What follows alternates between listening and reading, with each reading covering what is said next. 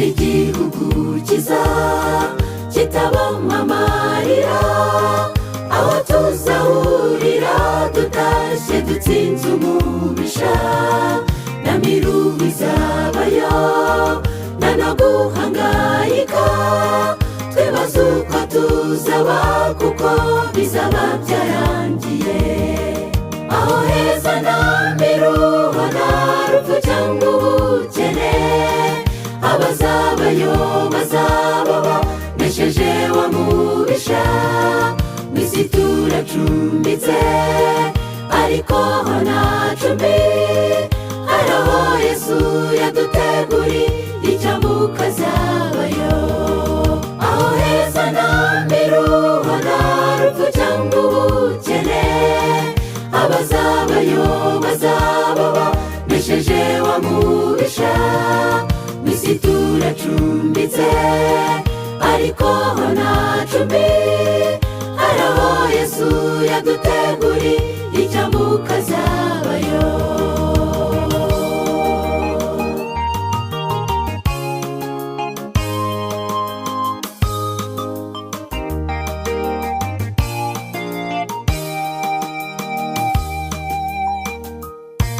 Tujye dutekereza aho iwacu mu ijuru, aho abera banesheje isi bose bazahurira. Kandi tumenye neza yuko haharanirwa dukureho inkomyi zose zatubuza kujyayo.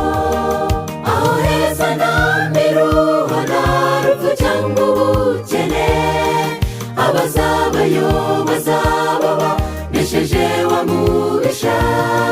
Mu isi turacumbitse ariko ho nta cumbi, hari aho Yesu yaduteguriye icyambuka azabayo. Aho heza nta miruho nta rupfu cyangwa ubukene, abazabayo bazaba banesheje wa mubisha. Mu isi turacumbitse ariko ho nta cumbi, hari aho Yesu yaduteguriye icyambuka azabayo.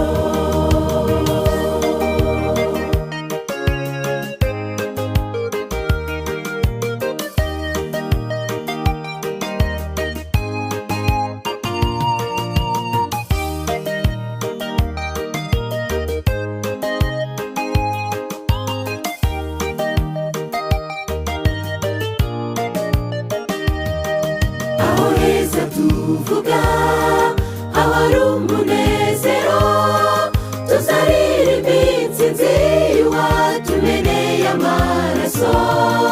Tuzabona Eliya, tuzabona Enoki, tuzishimana nabo twatandukanijwe n'urupfu.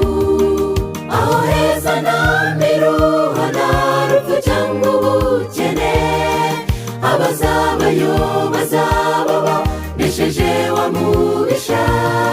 Mu isi turacumbitse ariko ho nta cumbi, hari aho Yesu yaduteguriye icyambuka azabayo. Aho heza nta miruho nta rupfu cyangwa ubukene, abazabayo bazaba banesheje wa mubisha.